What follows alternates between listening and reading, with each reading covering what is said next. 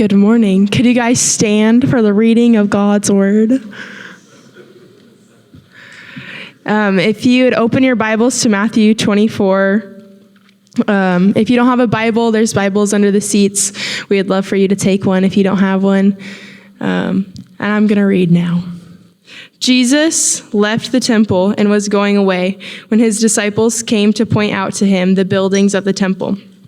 But he answered them, "You see all these, do you not? Truly I say to you, there will not be left here one stone upon another that will not be thrown down."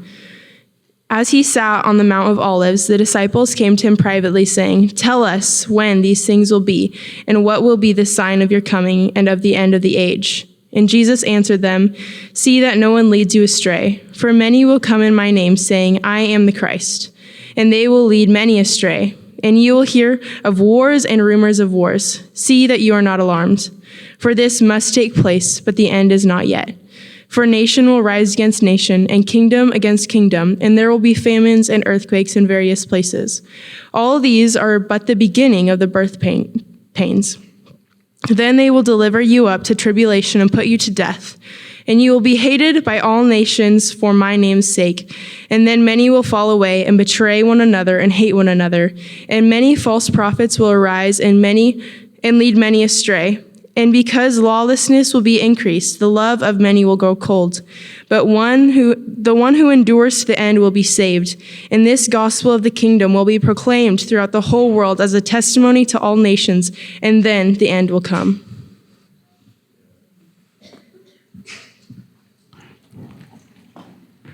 You can be seated. And then the end will come. We've been in the Gospel of Matthew for almost 2 years together.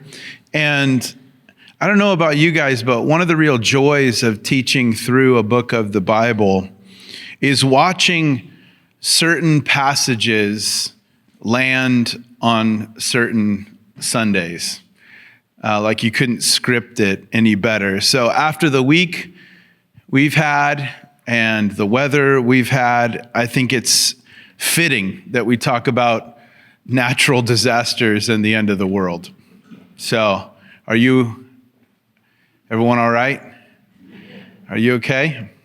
Did you ask during the meet and greet time? Did you stay on the surface, or did you ask people like, "Hey, you doing all right?" Well, anyways, I find the passage that we just read to be one of the scariest passages concerning the end times. This one is deeply concerning and convicting for me. It freaks me out. And I know that you might be going, well, there's no mark of the beast in this. There's no Armageddon mentioned in this. There's no mention of the Antichrist in this text. There's no mention of rapture, certainly some tribulation, but there's no fleeing to the hills. If you're familiar with end times talk, this passage is not furnished with some of the things that we love to talk about. But here's why I find this text in particular just deeply disturbing. It's verse 10. "And then many will fall away, and many will betray one another and hate one another. And many false prophets will arise, and they'll lead many astray. And because lawlessness will be increased, the love of many will grow cold. But the one who endures to the end will be saved." Often when Jesus talks about, and you can read on in Matthew 24 and 25, but often when Jesus talks about the end times, he speaks as if things have been set in motion that you have zero control over. Like there are things afoot, there are things set that you have no say in. And I find this passage to be deeply concerning because this seems to be one of the ones that we have some say in. Because the love of most will grow cold. So this passage has to do with us. And this passage takes the conversation from the place of how could they. I find a lot of people read concerning the end times with an attitude or a posture of how could they? How could they do this? And this text for me shifts the emphasis onto how can we? How can we be those who endure? How can we be those whose love doesn't freeze? So it turns away from like, oh, how could they? And it turns towards me and says, how can we? How can we keep our love burning bright until the end? End times passages are always at their best when they're creating long distance runners and not just apocalyptic seers. So when they encourage Christian faithfulness during difficult times and suffering, end times passages are at their best.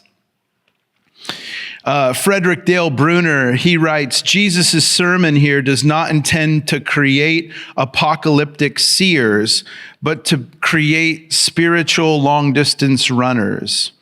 It does not so much give disciples supernatural knowledge of coming events as it supplies disciples with supernatural endurance for any coming events. So the end of the age, or the end of it all, the time of Christ's return, is marked by a failure of nerve. That phrase was made famous by a guy named Friedman, who actually, the more famous phrase is a non-anxious presence. But there will be, in the end, a real failure of nerve. And this seems to be the emphasis often on end times teaching. A failure of nerve is when I do not have the internal fortitude to handle the anxiety and the pressure from the people around. Therefore, for the sake of personal comfort, I collapse back into their acceptance because I can't stand. So you capitulate to the mob. It's just too hard to stand against the tide of public opinion. And certainly the teachings of Jesus around the end times would include some of this. But this text today, I believe, is really more about a failure of heart, not a failure of nerve. And I've noticed that some people might be able to keep going, but they stop doing it with love and they stop doing it with compassion. And they have Christian faithfulness without Christian love, which when we read in the New Testament, we find out is just noise. It's noise. So the failure of nerve that's coming in the end is caving to the pressure of the anxiety of the group to return to the status quo. It's a loss of courage to further the mission. But there's also coming a failure of heart, which is an emotional cutoff that occurs when discouragement leads a person to psychologically abandon their people and the charge they've been given. These are the two sides of the horse that I'm watching people fall off on. I'm watching people have a failure of nerve, but I'm also watching those who continue in Christian faithfulness have a failure of heart. They lose heart. Their love freezes. And so, as we come to this text, we shouldn't be going, oh, not me, Lord, certainly not me. And we should come to this text and go, help me, Lord, help me. How will I be one of those who endures to the end? How will I keep my love burning bright? The love of most will grow cold. If that doesn't sober you or freak you out a little bit, I'll keep preaching, and I'm hoping to get there. So this text, Matthew 24, starts with Jesus left the temple. He was going away. And when his disciples came to point out to him the buildings of the temple. So this is a pretty dramatic walk away that's happening right now. When Jesus walks away from the temple, this is a big dramatic scene because he's walking away from public ministry right now. He will no longer address the crowds. Matthew 23 is his last kind of public preach. And as he walks away, he's walking away from public ministry. And if you remember Matthew 23, it's like just a scathing rebuke of hypocrisy, where Jesus goes from really upset, he's very mad. He goes from mad to sad, though. And at the end, he's like, oh, Jerusalem, how I wish, how I long. And it's like this end note of his public ministry. Like, I worked for 3 years to win you to myself. But Jesus now leaves the leaders because the leaders have left him. He turns his back and he walks away. And he's walking away.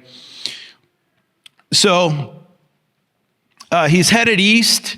He's headed to the Mount of Olives. And as he's kind of dramatically walking away from the city, his disciples, I think in an attempt to cheer him up, are like, hey, the temple's cool, right? You know what that's like, kids, when your parents are obviously in an argument. They're not speaking in the front of the car, and you're like, well, it looks like it's going to be a wet one. Grandpa said we're going to get over an inch. You know, you're just trying to fix the situation by pointing at something that's working. I think that's what's happening. Jesus is probably genuinely discouraged. After 3 years of going after a certain group, there's only a few converts. Nicodemus being one, Joseph of Arimathea another. But Jesus has spent a lot of time going after a certain group. He gives them his last kind of message. Nothing seems to be shifting. He's now walking away from public ministry, and his disciples are like, hey, the temple's something else, huh? It's pretty cool. And it seems that Jesus' disciples don't think that he's been adequately impressed by, this is the 8th wonder of the world. This is quite a spot.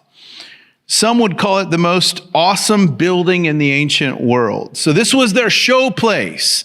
This was it, right? When you go to St. Louis, you go to the Arch. When you go to Chicago, you go to the Bean. When you go to New York City, you go to Central Park. When you come here, you go to the Sequoias. Yeah, sure. These are, this is their show place. This is the spot you bring people. And they don't feel like Jesus is adequately impressed, and they think if they can point his attention towards what is impressive, maybe it'll cheer him up because the message didn't exactly work that he just preached. We know that that feels like when someone's not adequately impressed, right? And you're kind of like upset by that. We host a number of people from England, India. And I'm always like shocked when they're like, we don't like Mexican food, And I'm like, well, hey, listen, you're from England. You haven't had Mexican food. So once you have Mexican food, you won't say that ever again, So it is a feeling of you're not adequately impressed. And what's really bothersome is when they do have real Mexican food and they're like, no, I still don't like it. I don't prefer it, And you're like, no. That's not an option. This is our show place, like maybe more than the Sequoias. It's like you're going to have and you're going to like Mexican food because it's who we are.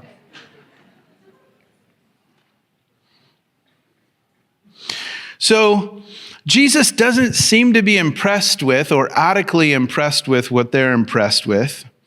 The temple was a beautiful sight to see, but also the most important work in the world went on in there. Reconciliation with God took place there.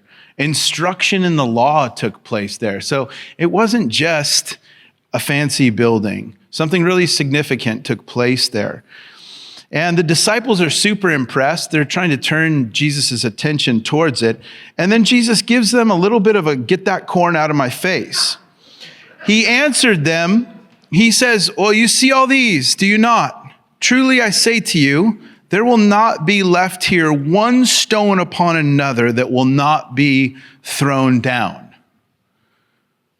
Get that corn out of my face. So everyone is impressed by the temple's appearance. They're impressed by the outside. And Jesus is impressed by what? What's happening on the inside? Or maybe I should say the inside matching the outside. Because I don't think Jesus doesn't care about the outside. I certainly think he cares about beauty. But he's bothered by what's happening on the inside while everyone else is taken by the outside. Church architecture is really important. It says something about God. Design, craftsmanship, they glorify God, but they cannot make up for beliefs and practices. Like a way of life is more important, and it's what Jesus seemed to emphasize in his ministry, right? The heart. The heart. We know what makes a house a home, and it's not countertops. We spend a lot of time on that, but that's not necessarily what makes a house a home. And we know what makes the church go round, too. No matter the building we're in or the craftsmanship or the design we're enjoying, it can't make up for belief and practice. The devil never attacks our buildings. Why is that? He never attacks our buildings. He never looses an attack on an address. He doesn't waste his time with that. I used to think that the devil would go after sound systems because sound systems are always like, it's just not a wedding unless the sound system screws up, right? Like, I used to think like, oh man, you pray for the technology because you think the devil's advert. He's not after the sound system. He's after the message. That's what he's after. Why does he come after? He consistently, repeatedly, over and over again, he comes after two things in the church. He'll come after relationships with one another, and he'll come after our doctrine, because our beliefs determine how we behave, our practice. And so he targets those things because those things make this thing go round. Right belief and right relationship with one another. In fact, I bet that if this building would have flooded this weekend, we would have had a bigger turnout this morning because we would have realized what we have together. We would have rallied to that, and there would have been some excitement. He doesn't waste his time with buildings. He's after your beliefs. He's after your relationships because that is what makes this go round. So Jesus, he just preached his last sermon, and it's hellfire. It really is. And he just pronounced doom on the eighth wonder of the world. And he's talking like the end draws near, and he has been talking this way for months. And he's sitting alone. He's saying some really serious stuff, and his disciples are probably worried. Maybe a little worried about him, but mostly worried about themselves because of the way he's talking. And so he's sitting at the Mount of Olives, and one of his disciples comes up and says, "Hey, you're scaring us, Jesus, and you've been saying some crazy things." And as he sat on the Mount of Olives, his disciples came to him privately saying, Tell us when these things will be, and what will be the sign of your coming and of the end of the age. And this is the question that sets up the sermon that is the next two chapters, Matthew 24 and 25. A huge sermon follows this fantastic question. And what is the question? When will be the end? And what will be the signs? And these two questions have not just inspired Jesus' sermon and two chapters in the Bible. These two questions have inspired, it's no exaggeration to say, millions of sermons. A lot of ink has been spilt around these two questions. When and what will be the signs of the end of the age? It's inspired so much speculation. And I don't think we need to speculate here because Jesus actually answers the question. He answers the question of when will be the end and what will be the signs. And here are the signs that he lists out. There'll be tricks, fears, hates, falls, and mission. These are the things that Jesus highlights here before the end. And it's worthwhile to just say that the end of the age, the end will include both judgment and transformation. The world will be judged, and in that, the world will be made new. So here we go. One of the signs, tricks. And Jesus answered them, "See that no one leads you astray, for many will come in my name, saying, 'I am the Christ,' and they will lead many astray." So there's spiritual trouble, Jesus says, and don't let anybody trick you. This is a present tense imperative.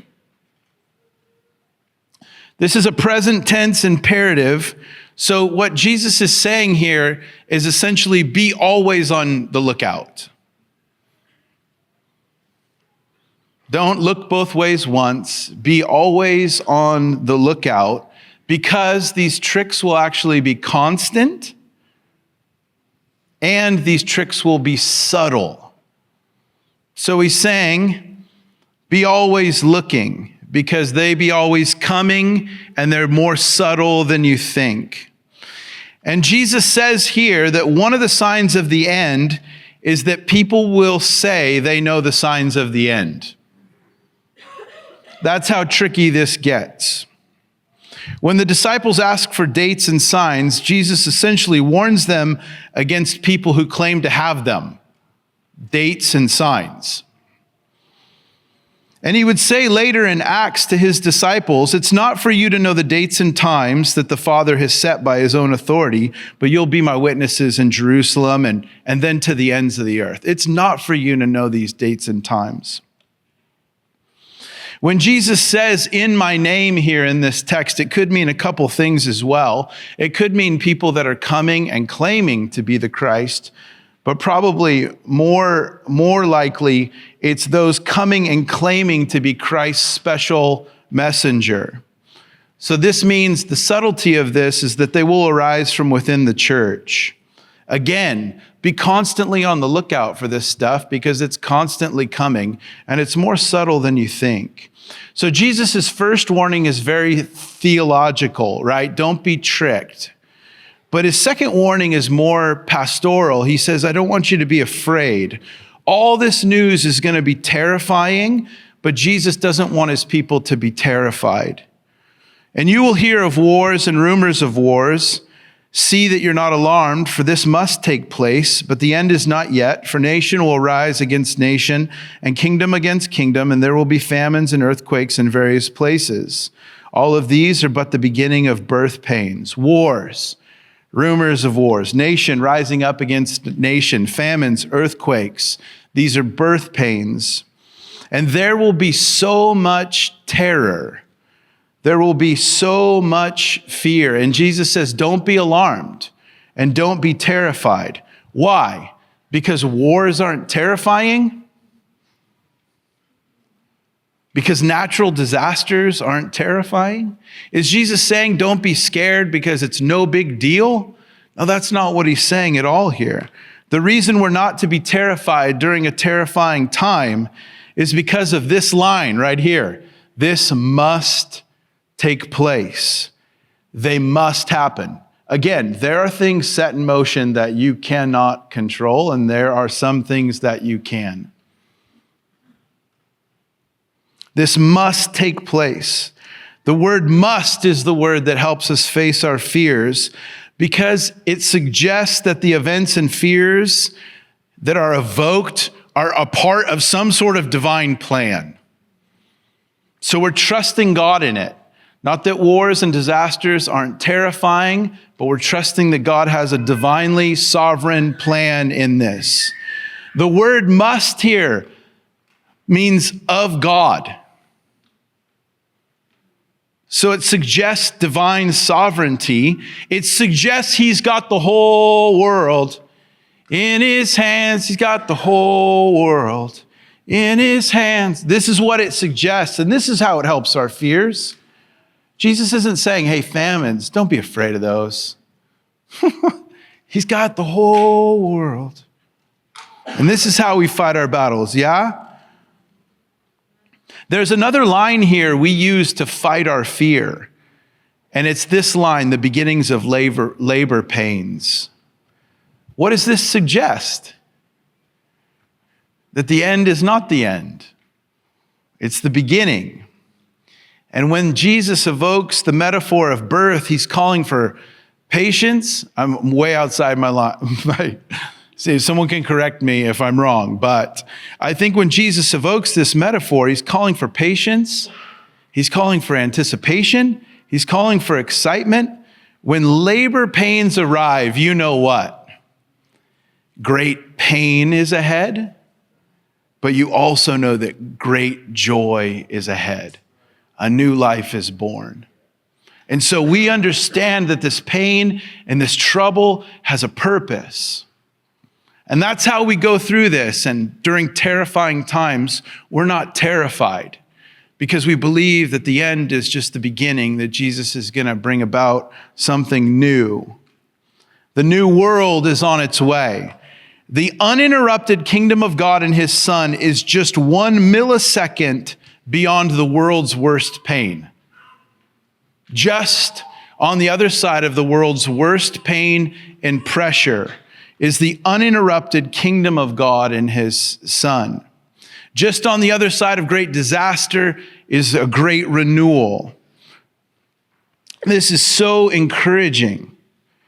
And I think when end times, in particular, when the book of Revelation is used to encourage suffering saints, it's at its best. When it's used to create apocalyptic seers who are looking for dates and times, I think it's dangerous. The book of Revelation is designed to encourage long-distance runners who know that just on the other side of great disaster is a great renewal. Hates is one of the signs. Then they will deliver you up to tribulation and put you to death, and you'll be hated by all nations for my name's sake. The first followers of Jesus were martyred: Peter, Paul, Stephen, James, Ignatius of Antioch, Polycarp, Origen. These guys were all martyred, so this makes a ton of sense to the first audience.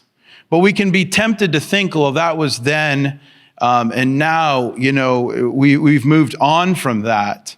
But the truth is that between 2011 and 2020, 900,000 Christians lost their lives because of their faith. So this isn't so much an issue of not right now as much as it is not right here. And this is one of those texts that reminds us that our God is not an American and he has the whole world in his hands, right? He's got a bigger thing that he's got going. So let this text invite you out of just thinking about your situation and maybe some of the subtle persecution you feel like you're facing at work or at home. So because of the hatred and because of the pressure that's going to come on people and on the church, many will drop out. Many will be ashamed, and as a result of the pressure and the pain, they're going to drop out. No one likes being on a losing team. And with the loss of momentum, it will prompt many to leave. And because of that, there'll be falls, another sign. And then many will fall away and betray one another and hate one another. And many false prophets, here they are again, will arise and lead many astray. So there is here a loss of faith that comes as a result of great heresy. There's a loss of courage that comes as a result of great social trouble. There's a loss of hope that comes as a result of great persecution. There's a loss of loyalty and devotion that comes as a result of great apostasy. And there is a loss of love that comes as a result of great enemies and offense. And because lawlessness will be increased, the love of many will grow cold. love will freeze. Love of enemies, love of others, love for God. There's a unique lawlessness that will come on the earth in the end. And I say unique because there's always been lawlessness on the earth. But there's a unique lawlessness that comes. Good will be called evil, and evil will be called good on an unprecedented, massive scale. People will glory in their shame in an unprecedented, massive way. And then the love of most will grow cold. A warm love towards God, others, and enemies will be lost in the battle.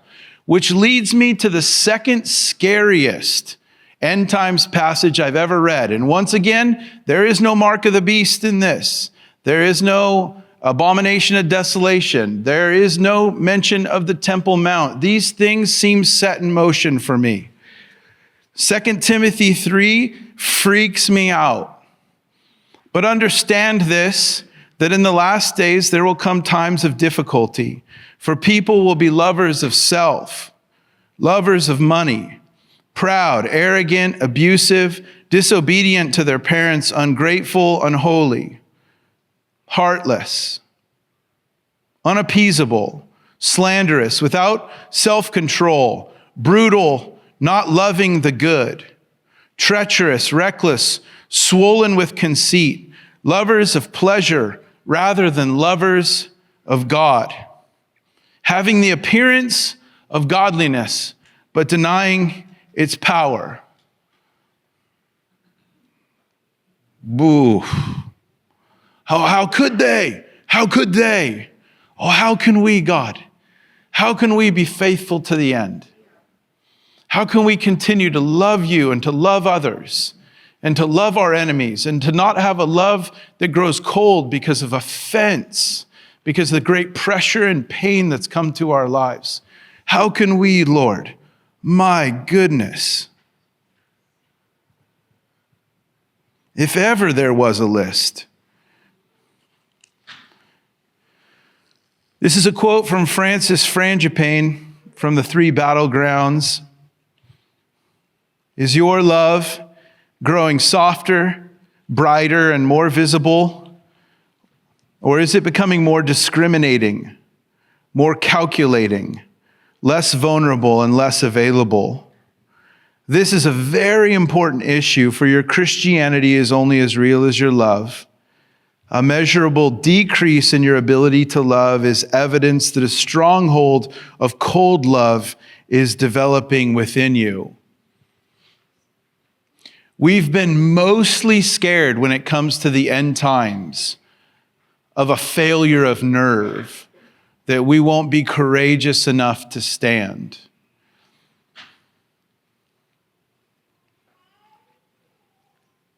But what about a failure of heart? Is your love growing softer, brighter, and more visible?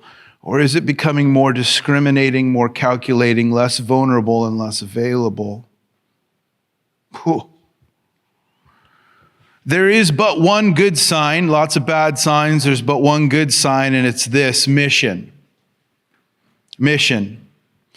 But the one who endures to the end will be saved. The one.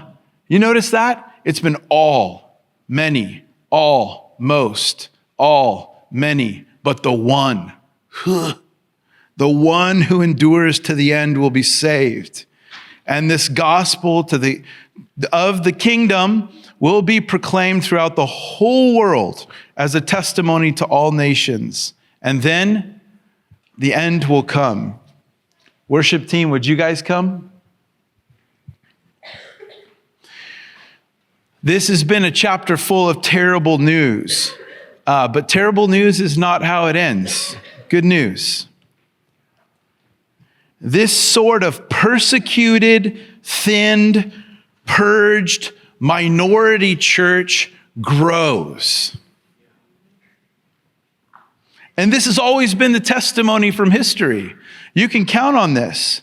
Mid-2nd century, Justin Martyr, you can guess what happened to him.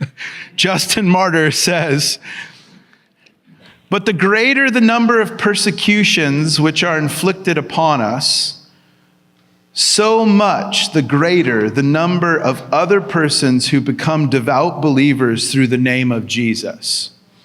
The late 2nd century Tertullian says to the emperor, "Every time you mow us down like grass, we increase in number. The blood of Christ is our seed." These lovers at the end are not only equipped to endure the world, they have what they need to evangelize it. So they've gone from just surviving this in a passive way to actively evangelizing and thriving in this. And this is exciting. These stickers are now the heralds.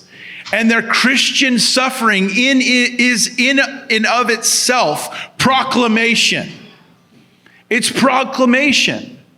When it's terrifying times and we're not terrified, it's a witness. He's got the whole world in his hands.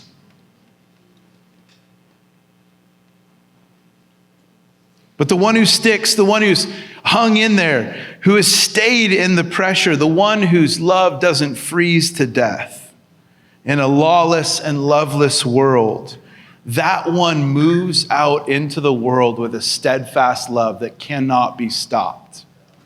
That's the news. Last time we saw the phrase all nations, they were hating us. Now they're getting the good news from their victims. That's what's painted here.